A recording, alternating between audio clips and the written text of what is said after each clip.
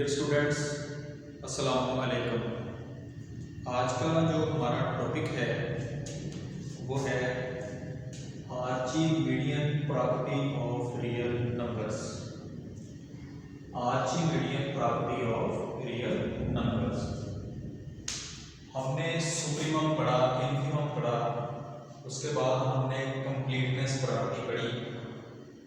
तो जिस तरह सुप्रीमम रिलेट कर रहा था कंप्लीटनेस प्रॉपर्टी के साथ, इसी तरह आर्चिमीडियन प्रॉपर्टी भी सुप्रीमम और कंप्लीटनेस प्रॉपर्टी से रिलेट कर रही है।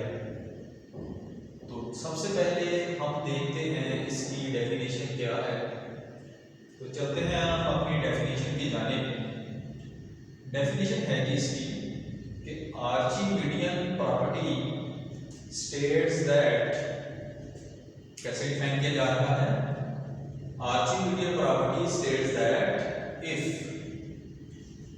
x and y are positive numbers, कि हमारे पास दो नंबर्स हों x और y जो कि पॉजिटिव नंबर हों, और there is n belongs to positive integers, और एक और हमारे पास नंबर हो जो कि पॉजिटिव इंटीजर से बिलोंग कर रहा हो, तो so that y less than होगा n ऑफ x से, कि अगर इस पॉजिटिव नंबर को x के साथ मल्टीप्लाई कर दिया जाए तो ये एक ऐसा नंबर बनेगा जो कि इस नंबर से बड़ा होगा, जो कि इस नंबर y से बड़ा होगा। ये है जी इसकी डेफिनेशन कि हमने तीन नंबर लिए जो कि तीनों के तीनों ही पॉजिटिव थे। किस तरह से हम कह सकते हैं कि तीनों के तीनों हमने पॉजिटिव इंटीजर्स लिए और दो पॉजिटिव इंटीजर्स को आपस में मल्टीप्लाई किया, तो जो तीसरा पॉजिटिव इंटीजर था रिजल्ट जो बना वो उससे ग्रेटर देन था। y लेस देन है n ऑफ x से, और n ऑफ x क्या है कि वो ग्रेटर देन है y से। ये थी जी इसकी डेफिनेशन।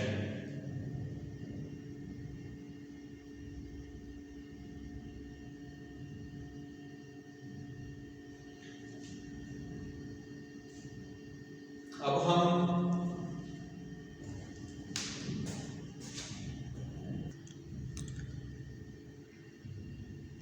इसकी करते हैं हम explanation by applying a theorem. हमने एक थ्योरम लिया जिसे हम यूज करेंगे इसकी एक्सप्लेनेशन के लिए, और जो थ्योरम की स्टेटमेंट है, थ्योरम में जो हम करने जा रहे हैं वो भी बिल्कुल यही चीज है। ये देखें ना कि n of x greater then है y से, n of x greater then है y से। ये उस तरफ लिख दिया या उस तरफ लिख दिया, जिस तरफ को इसका मुंह खुला होगा वो चीज बड़ी होगी, वो चीज बड़ी होगी, इस तरफ इसका मुंह खुला होगा। तो हम करते हैं इसकी एक्सप्लेनेशन, जिसके लिए हम यूज करने जा रहे हैं ये एक थ्योरम, जिसकी स्टेटमेंट क्या है? थ्योरम की स्टेटमेंट है कि if x belongs to set of real numbers, y belongs to set of real numbers and x greater than 0, then में क्या होगा? then there is a positive integer n such that n of x greater than y, n of x क्या होगा? वो greater than हमारे पास y होगा।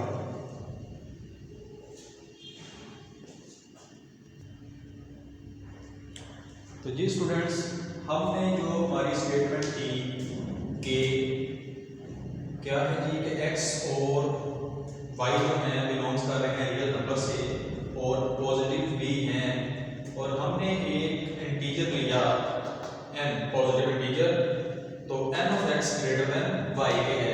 हमने यही लिख लिया थी पहले कि लेट a से हमने उस सेट को डिनोट कर दिया कि let A be the set of all n of x where n belongs to set of positive integers, then n of x greater than y, n of x greater than y जो हमने साबित करना है। अब ये चीज हमने क्या करना है? इसको हमने साबित करना है कि ये बाकी n of x जो है वो greater than y है। तो इसको करने के दो तीन मुख्तलिफ मेथड्स हैं। सबसे पहले तो अगर हमने ये चीज साबित कर दी कि ये जो x है ये जो x है ये ग्रेटर देन है y से, या फिर अगर ग्रेटर देन नहीं है तो फिर क्या है,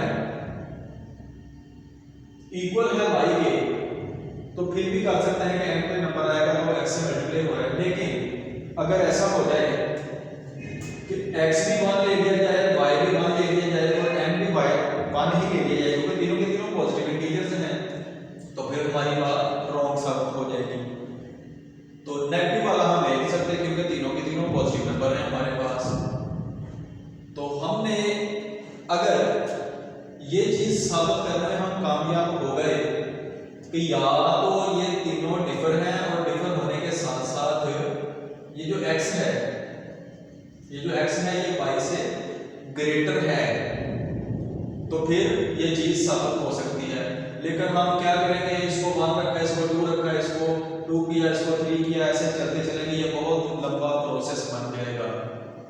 तो इस तरह की चीजों को साबित करने के लिए जो आसान टेक्निक होती है वो होती है कि हम इनको इन जनरल फॉर्म में कंट्रेरी सपोज कर लेते हैं, कंट्रेरी सपोज कर लेते हैं। हम कहते हैं कि हमारी ये जो स्टेटमेंट है ना ये रॉन्ग है। क्या है जी, ये जो हमारी स्टेटमेंट है ये रॉन्ग है, कंट्रेरी सपोज करने लगे हैं। अगर ये रॉन्ग है तो फिर हम कंट्रेरी सपोज क्या कर सकते हैं,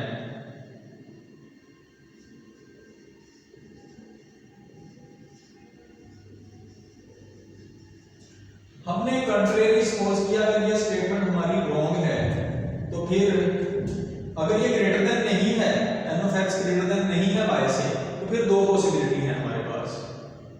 वो क्या है कि जो y है ना फिर वो greater than and equal to n of x होगा, ठीक है ना। अगर n of x greater than नहीं है y से तो फिर या तो वो लेस होगा या फिर इक्वल होगा n ऑफ x के। तो हमने लिख लिया कि y जो है वो greater than and equal to n of x है। वो क्या है जी, n ऑफ x है। तो चलते हैं हम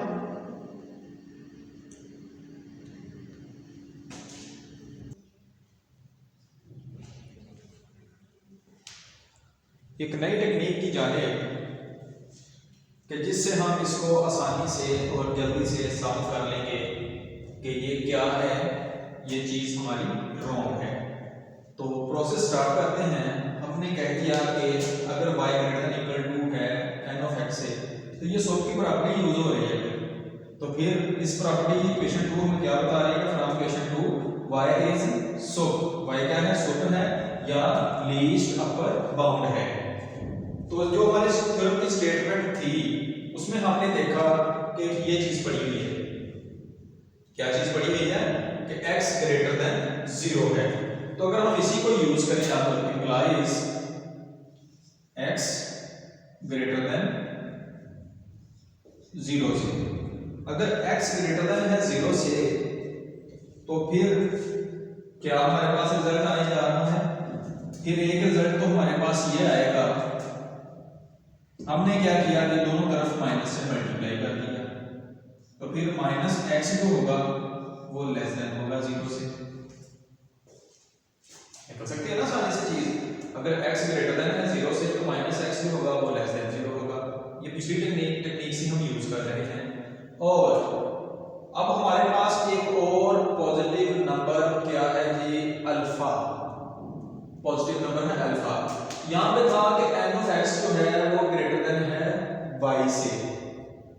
तो अगर इक्वल आना हो इनको तो एक स्मॉल हो सकता है, इससे छोटा नंबर हो, ये चीज सब करें वो m हो, m ऑफ x। हमारे पास एक नंबर होगा m ऑफ x। अभी मैं रफल में लिखता हूं कि हमारे पास एक mx हो सकता है कि ऐसा नंबर बन जाए जो कि ये शो कर दे कि ये ऐसे है, ये स्टेटमेंट को साबित करने के लिए। तो हमने क्या किया कि m of x is equal to alpha ले लिया। तो अल्फा जो था उसको हमने दोनों तरफ ऐड कर दिया इसमें। तो जब अगर इसमें ऐड किया तो alpha minus x less than alpha बन गया, alpha minus x less than alpha बन गया हमारे पास। तो अब इससे नजर क्या आ रहा है कि अल्फा एक सुप्रीमम वैल्यू है या सुप्रीमम से बड़ी है, यानी कि एक बड़ी वैल्यू है, और अल्फा माइनस एक्स एक छोटी वैल्यू है। हमें एक और बड़ी वैल्यू मालूम हो गई, और हमने यहाँ पे सपोज किया था कि ये अगर m है, n है ना, अगर m ऑफ x होगा तो वो सुप्रीमम वैल्यू बन जाएगी, और हमने उसको अल्फा कंसीडर कर लिया, इधर हमने उसको m ऑफ x का नेम दे दिया। तो अगर अल्फा की जगह मैं ये वैल्यू यूज कर देता हूँ, यहाँ पे हमने कह दिया कि ये सुप्रीमम वैल्यू है, लेकिन जब मैंने इसी इक्वेशन को अगर मैं 3 कह लूं, इस इक्वेशन को मैं अगर 3 कह लूं, इस छोटी सी को, तो मैंने क्या किया कि alpha is equal to m of x put कर दिया इक्वेशन 3 में, put alpha is equal to m of x in equation 3। Equation 3 में मैंने इसको पुट कर दिया, तो हमारे पास रिजल्ट क्या बन सकता है, अल्फा माइनस एक्स इस तरफ रहने दिया, सिर्फ उसी तरफ पुट किया, तो वो पुट मैंने क्या किया m ऑफ x।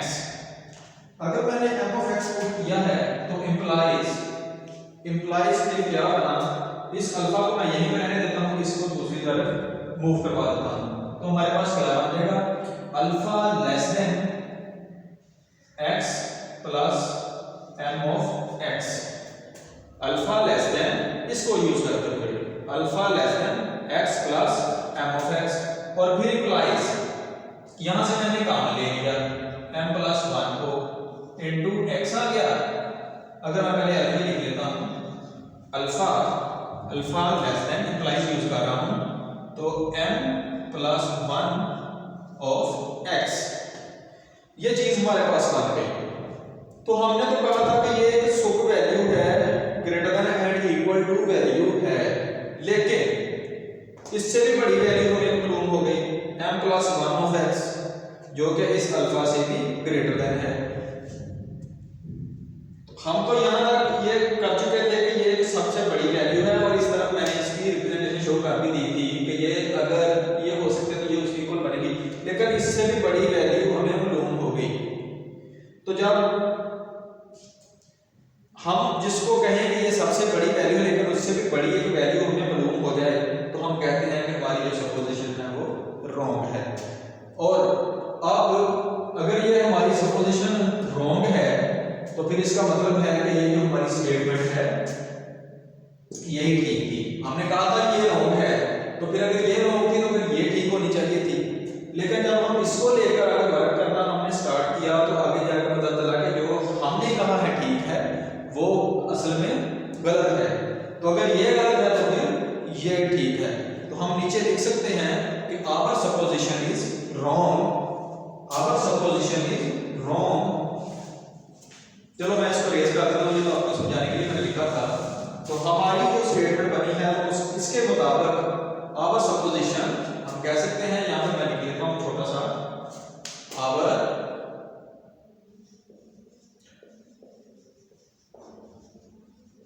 सपोजिशन क्या थी कि y greater than equal to n of x